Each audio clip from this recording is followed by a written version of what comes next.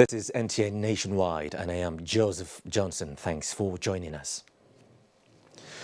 Well, let's start by telling you that the declaration of June 12 as National Democracy Day will go a long way to assuage the feelings of Nigerians on the annulment of the election adjudged to be free, fair, credible, and one which unified the nation.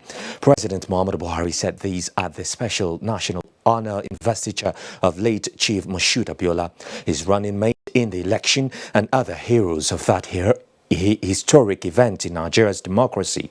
Ahmed now reports. For 25 years, June 12 remained in the front burner of Nigeria's democracy. It was one election that demonstrated the oneness of the country's citizens who abandoned all differences and voted for progress. Despite these qualities, the wish of Nigerians was never granted. A recognition of the date as National Democracy Day has therefore enthused Nigerians. This explains why the invitation to honor the principal actors attracted people across all divides, and the present administration's bold move to right the wrong was commended. We'd like to thank you for the great honor you have done to our father. I thank you for taking the decisive measure to strengthen the foundation of our democracy and guarantee our future by reconciling our past. We now know the winner of that election officially, who is now being honored with the order of GCFR, reserved for heads of government in Nigeria. President Muhammadu Buhari urged Nigerians to bury the negative sides of June 12 and forge ahead, as the present government is set to reposition the nation's economy. Rewind the past, but we can at least assuage our feelings, recognize that a wrong has been committed, and resolve to stand firm now and in the future for the sanctity of free elections. Nigerians will no longer tolerate such perversion of justice. What we are doing is celebrating and appreciating the positive side of June 12, the June 12 which restored democracy and freedom. Late Chief Moshood Abiola was awarded posthumous GCFR, while his running mate Bagana Chengibe was awarded GCON, just like the late human rights lawyer Gani Fahemi. Ahmed, NTA News. Meanwhile, late MKO Abiola was the apostle of hope to Nigerians in the search for purposeful leadership through the annulled June 12, 1993 elections. Fatai Adiyedloja in this report on the essence of MKO Abiola captures the views of those who interacted closely with the politician and business mogul. It was the general consensus of Nigerians that he had all it takes intellectually and financially to take over the mantle of leadership of Nigeria. Nigeria once had the best president it never had, in person of late Chief Obafemi Awolowo. Now we had one posthumously recognized as the winner of June 12 presidential election. Abiola, Abiola, Abiola, progress. Now he be the hope for better tomorrow. Undeterred by the 1983 military coup that paid to his ambition to preside over the affairs of the country, he offered to banish poverty in the land and give hope to the hopeless. Nigeria have elected their president, and Nigerians are not prepared to go for another election. The truth of the matter is that you do not have two sunrises in one day. Holding tenaciously to his mandate freely expressed by Nigerians, the powers that be then clamped him into prison. Witty, exceptionally brilliant, humorous and generous to a fault, MKO was unpretentiously down to earth as he was sophisticated. Man was too intelligent. That you just have to consider. When I wrote my MA thesis on Abiola dialectics, he was very witty, very cerebral. You know, most of the things he says at that time, in Yoruba, we joke and say it in a very raw language. In fact, we people that are in the opposing party, NRC, in Oyo State here, we knew that he really won that election. With the recognition of June 12 as Democracy Day and the heroic feat of MKO Abiola, the acclaimed winner, has the Hope 93 manifesto and banishment of poverty. NTA News.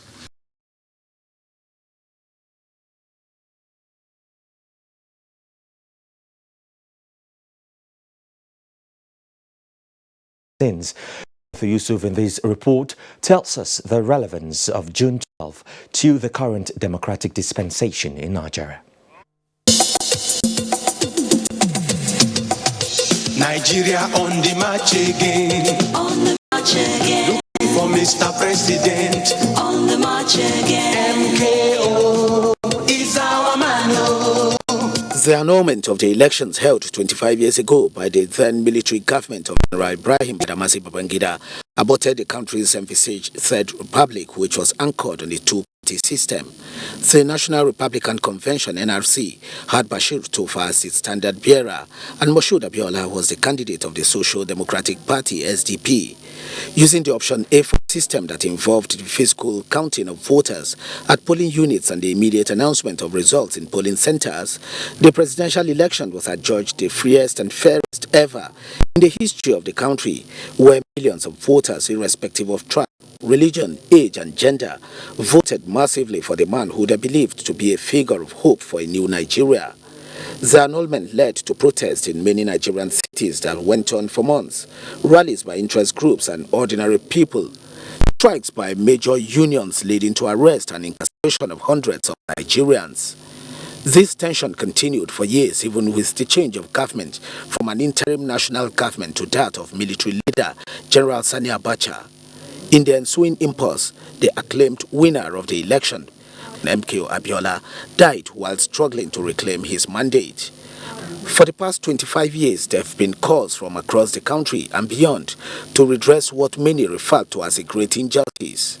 We congratulate Mr. President for his vision to have used this period for reconciliation, because this is an act of reconciliation, healing wounds that has been lying low and could be a bomb in future. Today, he has buried that bomb by reconciling, healing wounds, and then bringing our democracy back to the day that free and fair election was conducted in Nigeria. Let us be prepared for this great change, and it's happening. The former Minister of Labour and Employment, Emeka Wogu, was a National Republican Convention NRC local government chairman in 1993 and played active role in the election. What actually led to the democratic experience of 1999 was the tragedy of cancelling the June 12 election. The struggle was there from 1994 till 1998. And that is when you saw people coming back from exile. People like Bola Tinubu, people like Professor Adeyeye, people like Babafemi Ojudu, people like Kayode, who worked in the radio Kidirat. The current governorship candidate, and other compatriots. Dr. Patrick Asadu was a medical student in 1993 and a strong supporter of Chief MKO Abiola. Asadu believes that even in death, MKO Abiola remained a winner because he didn't allow his rights to be trampled upon. Hence the struggle for justice that hastily ushered in the present democratic dispensation in 1999. June 12 is a monumental date. First of all, we believe in the unity of this country. We believe that Nigeria can practice democracy. We believe that there are those factors that hold Nigeria that are bigger than those was that divided Nigeria. So the outcome of June 12th election, announced or not announced, have come to become part and parcel of Nigeria. And I'm happy that it's alive again. The announcement by President Muhammadu Buhari on June 6, 2018, that June 12 is now to be celebrated as Nigeria Democracy Day, is believed to be the greatest reconciliation ever in the history of Nigeria. In Abuja, Timothy Yusuf, NT News. Also, President Muhammadu Buhari's declaration of June 12 as Democracy Day and conferment of posthumous awards on acclaimed winner of the annulled June 12, 1993 presidential election, late Chief MKO Abiola, his running mate, Ambassador Babagana Kingibe, and others have been described as a reset button on democracy in Nigeria. Senior Special Assistant to the President on Media and Publicity, Garba Shehu, said this while on NTA's Good Morning Nigeria. 12 meant that Nigeria was ready for democracy, and it still means that Nigeria is ready for democracy.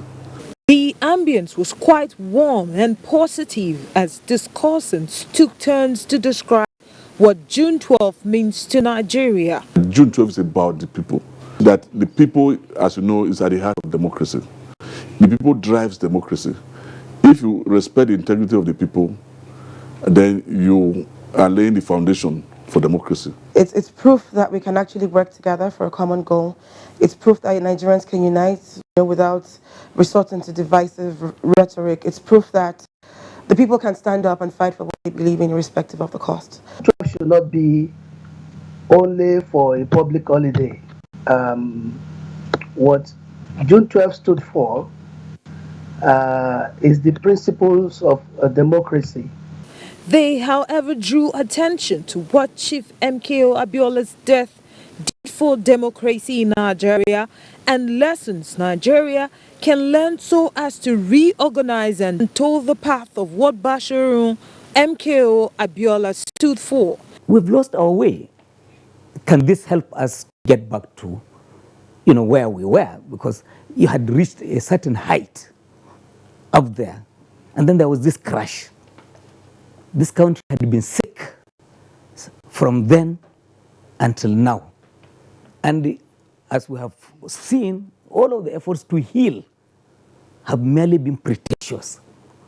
This today marks that important step to find real answers, not fake solutions to this problem. They also expressed positive expectations over the upcoming elections, adding that the attitude of Nigerians will reflect an indivisible Nigeria who shun hate speech and are prepared to turn out en masse to make their votes count. In Abuja, Gufan Shaji, NTA News. In another front, the Nigeria Labour Congress, on behalf of Nigerian workers, celebrates and congratulates all Nigerians on the 25th anniversary of the June 12, 1993 presidential election, as President Muhammadu Buhari conferred the highest honor in the land to the arrowhead of the June 12 struggle, Chief MKO Abiola. NLC sees this recognition by the Buhari administration as the muster point of Nigeria's democratic aspirations as one people, united by the quest for well-being, dignity and prosperity. NLC says the lessons of June 12 are the capacity of Nigerians to rise above ethnic and religious sentiments, while emphasizing that June 12 teaches that there is lasting reward for every genuine effort to dare injustice, which the Buhari administration has recognized. NLC therefore urges the federal government to identify fully with the ideals of June 12 by removing all obstacles to free, fair and credible elections in Nigeria. Well, for more reactions on June 12 and other reports, let's go over to Lagos, where Dotun will be our guide. Dotun.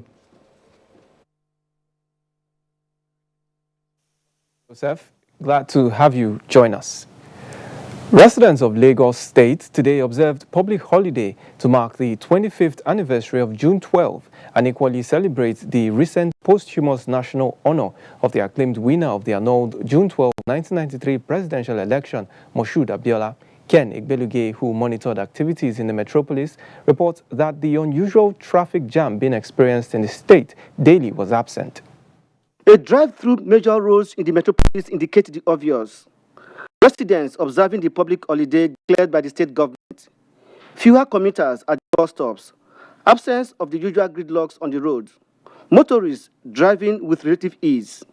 State public offices, public schools, and some private schools under lock and key. Some residents who spoke explained that 25 years after the death of the presumed winner of the 1993 presidential election, MK Abiola, the ideas of June 12 commemoration are worth celebrating. Reason today to remember is legacy they have dropped today. It's a day that should be commemorated, and it's a symbol of democracy. The impact of June 12 is still affecting democracy up to today. I'm just using it to visit one or two persons, my loved ones I need to see. While the state government workers and students within the state are enjoying the public holiday, business activities in the central business district went on as usual. Traders displayed their wares at strategic places. Observers of the opinion that the June 12 public holiday, which has come to stay in Lagos State, will to a large extent contribute greatly to shaping Nigerians' democracy. In Lagos, Ken Igbeluge, NTA News. In order to reduce the prevalence of child labor in Nigeria, government, parents, and the society at large must begin to take issues affecting children with utmost priority. This was the view of Lagos residents during the celebration of the World Day Against Child Labor 2018. Elizabeth Omori reports. Labor is referred to as the employment of children to any work that deprives them of their childhood and other activities that affect their social, mental, and physical well-being. To combat child labor around the world, the International Labour Organization set aside the 12th of June to raise awareness on the protection of the rights of children across the globe. Chapter 2 of the Constitution provides for government to provide all these needs for the welfare or the well-being of the populace or citizens of the country. So you expect of government to do so. As a parent, you need to take your duty, train your child by yourself. Parents giving birth to 4, 5, 6 is too much. You understand? But you have the money, take care of them, no problem. But when you know your pocket is not too sound, why giving birth to so much? It's like bringing those children into this world to suffer them. In Nigeria today, some children are forced into child labor, trafficked, and exploited. Where the countries take charge of these things themselves, and the state take charge of it, and local government also take charge of it, it's more effective to deal with, basically. So in 2015, they tried to enact a stronger one, basically where you can investigate, you can make them forfeit their property, and also seize anything that they use to enable things like this. Respondents say children basic education, qualitative health care, and protected from any form of abuse. Concerned citizens are calling on government to look into the activities of unregistered agencies who are in the business of giving out vulnerable children for labor. In Lagos, Elizabeth Omori, NTA News. Governor Shatima oversees demolition of criminal den and other reports as we link our Maiduguri Network Center. Let's hand over to Naomi. Good afternoon and welcome to Maiduguri. Borno State government says the ongoing demolition of black spots in the state capital and environs aimed at sanitizing the city from social vices, terrorists and criminal activities is not designed to witch hunt any individual or group. Governor Kashim Shatima stated this when he inspected some illegal structures demolished by the high-powered committee set up for that purpose. Muhammad Goni reports. The high-powered committee headed by the Attorney General and Commissioner for Justice Kakasho Lawan sprang into action last week, which saw the demolition of 29 brothel and other illegal structures. The demolished structures, according to the committee chairman, harbored prostitutes, drug addicts and other criminalities involving young persons. Governor Kashim Shatima commended the committee for their well done directing the committee to proceed to demolish all black spots within the metropolis and urge the committee to work within the ambit of the law. There is no any school in the whole of this neighborhood.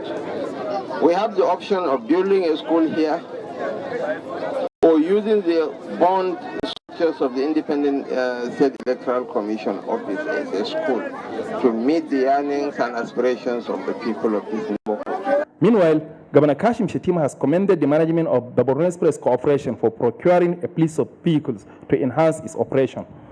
The governor gave the commendation when the management of the corporation, led by its general manager Abakari Habib, presented the vehicles to the governor at the government house, Maiduguri. In Maiduguri, Mahmoud Goni, NTA News.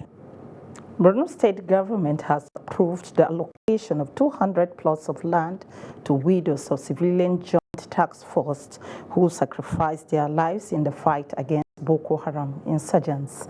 The Commissioner of Land and Surveys, Gumme Mele, disclosed this during the yearly distribution support to widows of civilian JTF by SWAT Foundation, a pet project of the wife of the Borno State Governor, Nana Shettima, at the Government House, Maiduguri. Here is the details. The 200 widows are wives of the civilian joint task force whose husbands died in the course of defending lives and property as a result of Boko Haram insurgency. Hence, the yearly distribution of food items by the wife of Borno State Governor Nana Shettima through her pet project SWAT Foundation. Commissioner Land and Surveys Gumme Mele said the certificate of occupancy will be submitted to the Office of the State Attorney General for onward collection. The representative of the wife of the governor, who is also the State Attorney General, Barrister Kakashe Lawan, assured them of the foundation's support at all times to ameliorate their sufferings. While thanking the governor and his wife for the plot of lands and yearly assistance to the needy and vulnerable, the commissioner urged the women to pray for peace to reign in the state and nation at large. Member representing MMC at the State Assembly, Abubakar Tijani, and Permanent Secretary, Minister of Women Affairs, Yahya Dankoli, commended the founder for the special concern to the indigent in the state. Guest speaker Dr. Ibrahim Ilya dealt extensively on the contribution of CJTF and urged them to prioritize education of their children and pursuance of legal means of income. As part of its efforts to strengthen peaceful coexistence among Nigerians, the National Orientation Agency has continued its nationwide security awareness campaign in Yola with a call for the sustainers of peace and harmonious relationship for the overall interest of the nation. The Director General of NOA, Garba Abari, while declaring open the awareness campaign, stressed the need for an all-inclusive approach for an enduring peace process. Yusuf Jika reports. Worried by the different forms of conflicts across the nation and the fast approaching 2019 general elections, the National Orientation Agency deems it fit to find a lasting solution to challenges as security is fundamental to human life. This, according to Director General National Orientation Agency, Garba Abari, cannot be actualized without a robust cooperation from the religious leaders, traditional rulers, security operatives, and parents for sound and a functional society. He said peace brings economic growth, promotes respect for fundamental human rights, and true respect from the international communities, and therefore stressed the need for the participatory peace processes. The lives of life, so that they cooperate, they collaborate, they engage, they interact with these relevant security agencies by way of giving intelligence information. Adamawa State's Governor Muhammad Umar Jibrila, represented by Commissioner of Information and Strategy Ahmad Saju, commended the foresight of NOAA and revealed some of the peace architectural program of the state to include post-insurgency peace building and peace agency. They were briefing from the security operatives and civil society groups. In Yola, Yusuf Jika, NTA News. That is it from Maiduguri. Is back to Joseph in Abuja. Naomi from our Maiduguri Network Center there. Towards ensuring full compliance with international best practices of safeguarding and promoting fundamental human rights, a sensitization workshop has been held in Kano for divisional police officers and divisional crime officers It was organized by the Nigeria Police Force in collaboration with a non-governmental organization, Prisoners Rehabilitation and Welfare Action. Mohammed Rabiu Ali has the report. Such violations have been a major concern that has been attributed to security organizations in Nigeria. Such violations are mostly rights to liberty, equality, and justice. The state-based human rights training program for DPOs and DCOs is aimed at equipping them with necessary skills, knowledge, and attitude to effectively discharge their duties in compliance with international best practices. The Executive Director, Prisoners Rehabilitation and Welfare Action, Dr. Uju Agomo, says the idea was to create awareness on police officers not to violate the rights of people and remind instructors on human rights in police training schools. For every police officer to know what these rights are, to know how to comply with them, and to be aware that when they violate them, there are consequences. So we intend to ensure that human rights becomes fully mainstreamed between not just only in the operation, but also in the training programs of police across board. Deputy Inspector General of Police, Training and Development, Emmanuel Inyang, while declaring the workshop open, described the intervention as apt, considering the violation of human rights in the force has reduced to barest minimum. They have to be cautious with members of the public, but they have to be fair with members of the public. They make sure that they don't maltreat any human being and do the investigation properly in line with international best practices. It is expected at the end of the workshop, officers and men of the Nigeria Police Force would have increased capacity in mainstreaming the human rights principles in police operations. Muhammad Rabiu Ali, NTA News. The Minister of State for Environment, Ibrahim Jibrin, says plans have reached an advanced stage for the cleanup exercise of Ogoni land. The minister, who stated these during a national colloquium on environmental conflicts, said a framework and timeline for the exercise has been developed as part of activities leading up to December 2019. Dennis Adegunloye reports. The Ogoni Kingdom, also known as Ogonis, are one of the many indigenous peoples in the region of the southeast of Nigeria. They number just under 1 million people and live in a 404 square mile or 1,050 square kilometer homeland, which is also referred to as Ogoni land. The people share common oil-related environmental challenges with the Ijaw people of the Niger Delta.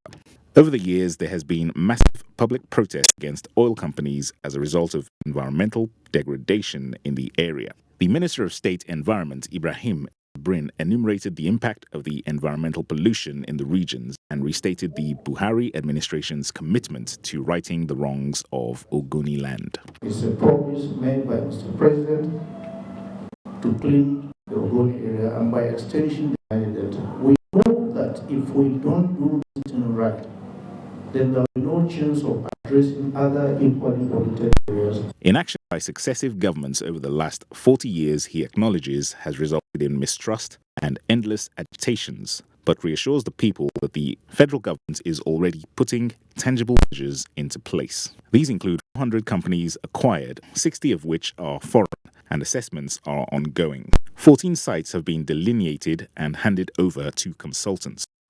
We intend to move to site between August and September by the grace of God. Environmental conflicts are just even worse than open battles, conflict with guns, because environmental conflicts are pollution, for example, is killing people every day.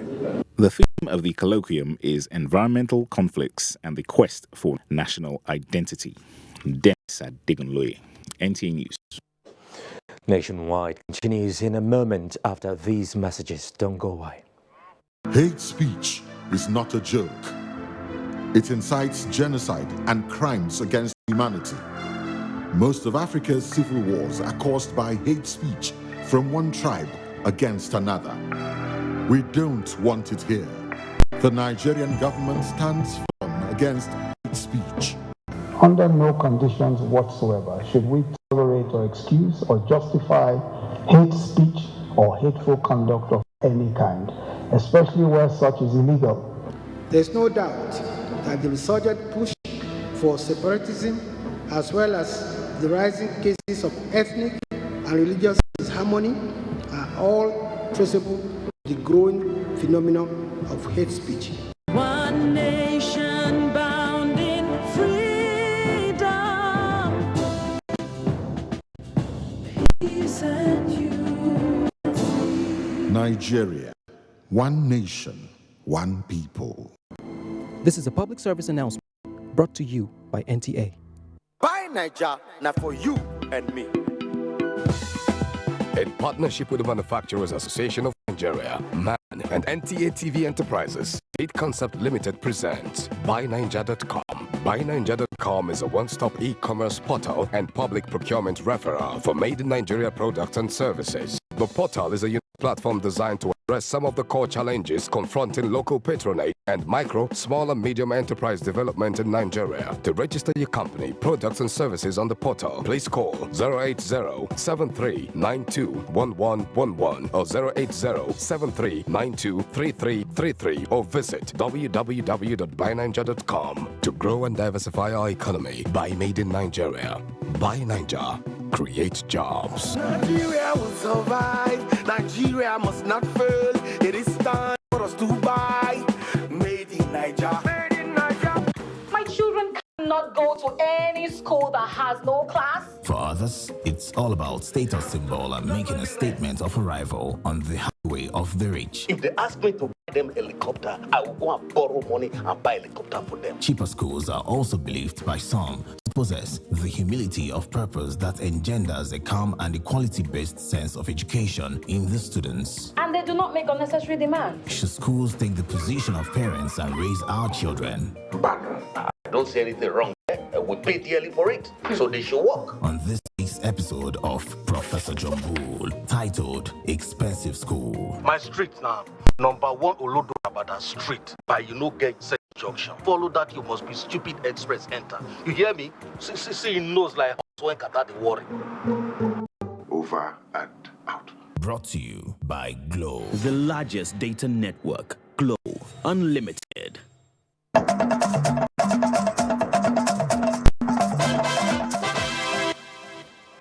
You're watching Nationwide with me, Joseph Johnson, in Abuja. The federal government is collaborating with the World Bank to alleviate poverty and unemployment at the local levels through community and social development projects. Directors from the 30 benefiting states who converged on Abuja to ensure the actualization of the project commended the federal government for fulfilling its commitment to the partnership. Basi Taikbang reports. Concerned by the effect of poverty on the socioeconomic development of Nigeria, the federal government is partnering with the World Bank to enhance community participation in resource allocation and decision-making towards alleviating poverty at the grassroots. The federal government of Nigeria, particularly under President Muhammadu Buhari, is deeply committed to alleviating poverty at the community level. This they have demonstrated in many folds. Number one is payment of the federal government's contribution to these projects. The project, according to participants, is expected to increase access of the poorest of the poor to social and infrastructure services in a sustained manner. This is one of the very laudable projects that the bank is very proud of based on its achievements and its results in Nigeria over time. We still have a lot to achieve, and it is our prayer that everybody in this summit will chart a way forward. The summit, therefore, was an opportunity for the directors to brainstorm on challenges and guidelines for effective implementation of the projects. Directors from the 30 states currently benefiting from the projects discuss and their roles and responsibilities towards ensuring that beneficiaries are reached. DA News. Let's take you to Abuja, where the people of Ogun State trooped out in their thousands to participate in this year's walk to commemorate June 12 Democratic Day celebration there. Now, the enthusiasm by the people in this year's edition is in appreciation of the presidential recognition of June 12th as Democracy Day. Lekon Agbonde has the report. Obviously, the President Muhammadu Buhari recent declaration of June 12 as Democracy Day and subsequent arrangement to confer late Moshood Kashima Olawale Abiola, the winner of June 12, 1993 presidential election with highest honor in the country, brought out the best in the people who joyfully came out to partake in the democracy walk. The walk, which was the main event commemorating the day, marked the 8th time the present government in the state would consistently celebrate in memory of the late icon who sacrificed his life for democratic governance in Nigeria, and so many others who paid the ultimate price in the struggle. From Cultural Center Kutu Abuja, government functionaries led by the Deputy Governor, Chief Yetunde Ononuga, members of the civil society groups, interest groups, human activists, associations and organizations marched through major streets to the Oke Ido family house of the late Chief MKO Abiola at Gbagora area of Abeokuta. The walk terminated there, where Muslim clerics led in special prayers for the repose of the soul of the late MKO Abiola. We appreciate what the president has done for us. And we are also very grateful for actualizing June 12 as the Democracy Day. We lost the man and the mandate. Although belated, but we want to salute the government led by President Muhammadu Buhari. Ogun State government had declared the day work-free day in the state in commemoration of June 12. In Abeokuta, Lekon Agbonde, NTA News. Ibadan Network Center is her next stop on Nationwide as Director General NBC meets with heads and staff of broadcast stations in Kwara. Funke in Ibadan will give us details. Funke, let's hear from you. Thank you, Joseph. Good afternoon and welcome to Ibadan. Broadcasters in Nigeria have been enjoined to conduct their activities professionally and adhere to broadcast code before, during and after the 2019 general elections. The Director General of the National Broadcasting Commission, NBC, Modibo Itakau, gave the advice at a meeting with heads and staff of broadcast stations in Ilorin, the Kwara State capital. Raliat Ibrahim reports. The Director General of the NBC, Malam Ishak Modibo Kawu, noted that broadcast outlets have important roles to play in reporting political activities, and such must be done in the confines of the rules guiding political reportage in the country. He emphasized the need for broadcast stations to reflect the yearnings of the people without hitting the polity through programs that lack objectivity, balance, or are perceived to be along a certain political divide. As we move towards the 2019 elections, we can have a broadcast environment that is very professional, that is done in the context of the Nigerian Broadcasting Code. All the speakers and participants spoke on the meeting. As broadcasters, we have to ensure that we manage our content. Broadcast organizations, we have a responsibility to keep the society sane. As we step into 2019 politics, I think we need this refresher. The NBC meeting with broadcast stations in Kwara State is expected to be replicated in other states of the Federation. Raliat Ibrahim, NTA News. Stakeholders have called for an evolution in the public relations duties in line with world's best practices to broaden the horizon of practitioners. Correspondent Guke Alomoge reports that this was the fallout of the 2018 quarterly lecture series of the Nigerian Institute of Public Relations. The 2018 quarterly lecture series titled Are You the PRO? Recall of real-life test of professionalism and loyalty focuses on professionalism in the pursuit of excellence while managing contemporary challenges as public relations personnel, with emphasis on the need for practitioners in the field to be proactive and honest while managing situations. Don't be a desk officer that they will be calling you and then you get that irritating question. Are you the PRO or are you the doctor? You must be on top of your game. We must revitalize ourselves. And one of the ways we do it is to organize quarterly lecture for our members, and by extension, we also invite general public and those in public service to come and understand the use and the practice of public relations. Many of the ones we have are not sure of themselves. They don't have confidence. The lecture series are organized to train and revitalize the public relations industry so as to build a credible and dynamic professional institution which will be responsive to the country's needs. In Ibadan, Goke Alomoge, NTA News. And from Ibadan, we hand over to Makurdi for more reports on Nationwide. Pam, it's over to you. Thanks and welcome to Makurdi. Continues to trail the declaration of June 12 by the federal government as a new democracy day in Nigeria.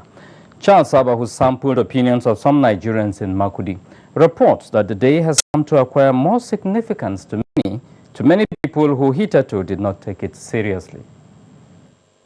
On June 12, 1993, Nigerians voted in a presidential election adjudged to be one of the freest and fairest in the country.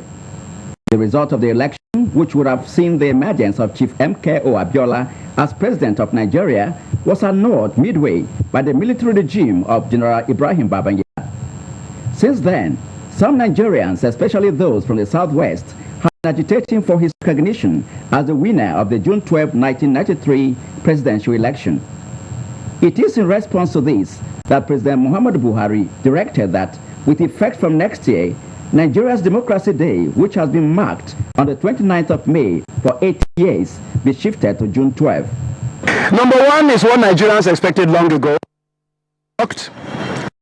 Number two is a token that the president today is declaring June 12 as a national holiday. I think it's a welcome development. On the conferment of posthumous award of GCFR on late MKO Abiola and GCON on Babagana Kingibe, some of the analysts said it is a welcome development. There's no harm in conferring on him that position, GCFR. Like it or not, Abiola's blood watered the ground in no small measure for the present democratic system we're enjoying today in this country. So for me and some of us, it's an announcement that actually has been long overdue. It's a welcomed one. They are hopeful that Nigeria will be better socially, economically, and politically in the near future. In Makurdi, Charles Abba, NTA News. The Benue State Commissioner of Police, Mr. Fatai Owosheni, has and men to always ensure proper investigation into security issues in line with professional standards and ethics of the force. This is coming on the heels of renewed security concerns in the state. Mr. Fatai emphasized this while in a meeting with area commanders and divisional police officers in the state. Elias Itial has the details. The meeting is part of the command's routine session to receive briefings from the various area commanders and divisional police officers in the state to enable the command to strategize on its security measures. The Commissioner of Police, Benue State, Fatai Owosheni, highlighted some of the issues from the meeting to include the reported attacks on Guma and local government areas that had led to the loss of lives and the communal clash between Gambe and Bamar in Konshusha local government area. In addition to the deployment we had before, the joint task force which comprises the department services and the civil defense, reinforcement from the Ministry of Defense that had been sent had made the situation to improve. Meanwhile, the Benue State Police Command says it has arrested 22 persons in connection with the fresh attacks between the two communities in Konshusha local government area of the state. A statement by the police public relations officer, Jua Yamu, indicates that the attack, which occurred on Saturday, left one person dead, several people wounded, and property destroyed. It adds that a police bulletproof jacket was recovered. Makurdi, Elias, Etiaf, NTA News. Medical experts have continued to advise members of the public to go for regular medical medical checkup to forestall cases of cardiovascular diseases. This, they say, is against the background of reported cases in the case which sometimes results to death.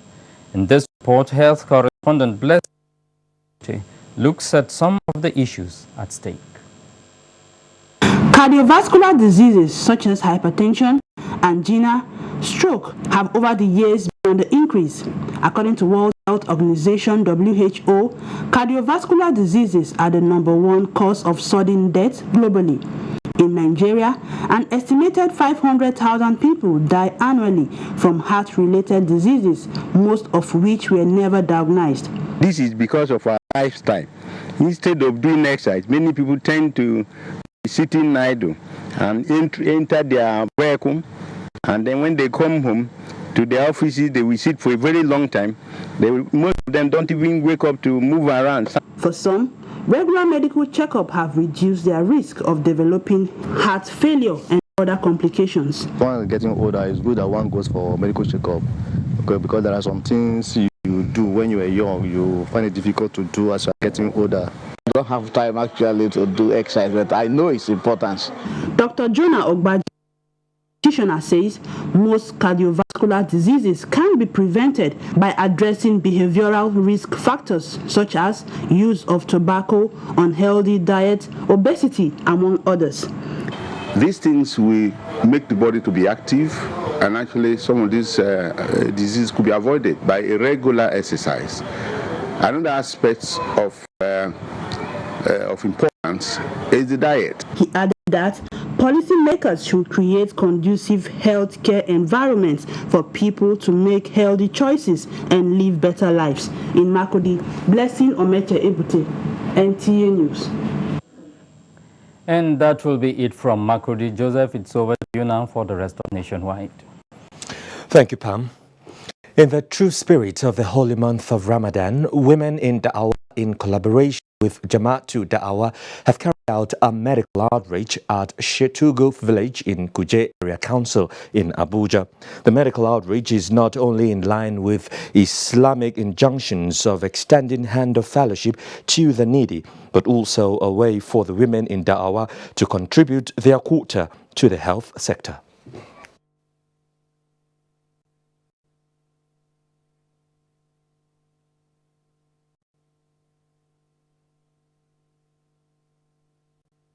We just decided that there is need for us to give back to the society what they have given us, and we need to really show love and kindness. You can remember that for the past how many months hospitals have been on strike, and we realized that the best time to attend to people is now, when most of them are fasting, and you know sometimes during fasting you find some health challenges, and at other times some people may not even have the money to go to hospital. For concerted efforts to actualize the federal government's initiatives to better the lot of the less privileged in the country. Frontline aspirants to the national chairmanship position of the All Progressives Congress APC, Dr. Ibrahim Mokbare, has announced withdrawal from the race. He made this known at a media briefing in Abuja. Victor Ozu reports that Dr. Mokbare has now pledged support for the chairmanship aspiration of former Edo State Governor Adams Oshiomhole. Just last week, Dr. Ibrahim Mokbare formally declared his intention to contest for the national chairmanship position of the governing All Progressives Congress, promising to strengthen the party's followership and create opportunities for all members, irrespective of gender, tribe, or affiliation. After due consultations with key players in the party, Dr. Mokbare announces his withdrawal from the race in a bid to unite the party behind the candidature of former Edo State Governor Adams Oshiomhole. I have decided, as a loyal member and leader of our great party, to withdraw my nomination in order to join forces with our amiable His Excellency Comrade Adam Oshiomhole to move our party forward. He expresses appreciation to his teeming supporters while promising continued loyalty to the party. In Abuja, Victor Azu, NTA News. Well, do stay with us here on NTA Nationwide. It is time for another break on Nationwide. We'll be right back shortly. See the memory of your brother being vanquished, destroyed, and you said nothing in 8 years of presidency. You didn't even say June 12th. You didn't say Abiola in one of your speeches. And somebody from another part of the country, complete another part of the country, comes to do justice. Keyamo on One. It means that your brother is Minister of Transport, you will not pay for your train ticket again. It is all rubbish. What we are thinking about is complete rubbish. Wednesday, 13 June at 1:30 p.m. One on the network service.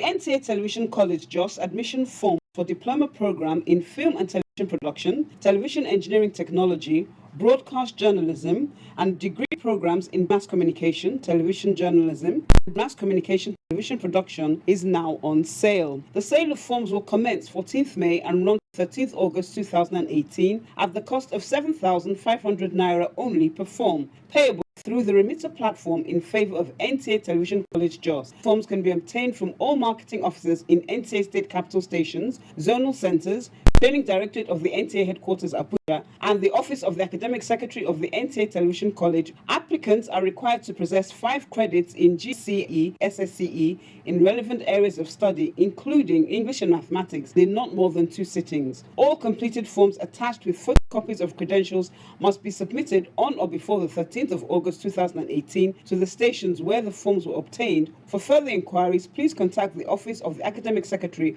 on these numbers. Announcer, Registrar. Agenda 2030. As a successor framework for the Millennium Development Goals, the global community rolled out a bigger, deeper, and more encompassing framework called the Sustainable Development Goals, designed to transform our world, lift the poor out of poverty, as well as ensure inclusive and healthy society. On Agenda 2030, we take you on a media trip to the global destination of the future we want. With everyone on board, we focus on the people and their struggle, the civil society and their agitations, the government and her development effort, the global development agenda, its 17 goals and 169 targets. We bring you all the deliberations, insightful conversations, and high-level partnerships on the road to global destination. Agenda 2030, showing on this channel.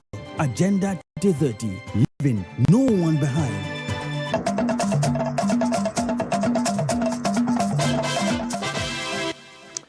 Now, let's bring you a story trending around the world at the moment. US and North Korea leaders, President Donald Trump and Kim Jong-un, have met for the historical talks after a year of exchanging threats.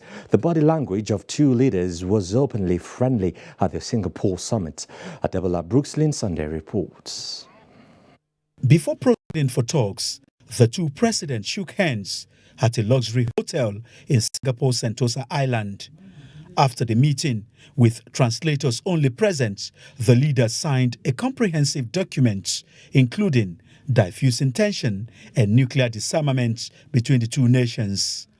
The document also committed North Korea to work towards the complete denuclearization of the Korean Peninsula. President Trump described the talks as tremendous, also promised he will halt U.S. military exercises in South Korea. Beyond focusing on denuclearization, market watchers are predicting North Korea will be seeking a lifting of economic sanctions. Some economic strategies for North Korea's economic reform include special economic zone and reopening of 2 joint economic ventures. Prior to their meeting, Kim Jong-un said he had a nuclear button on his desk and was ready to use it against the U.S., while Donald Trump reacted saying his nuclear button is much bigger and powerful. Adebola Brooks-Lynn Sunday, NTA News. And just before we go, let's take a quick look at the weather forecast.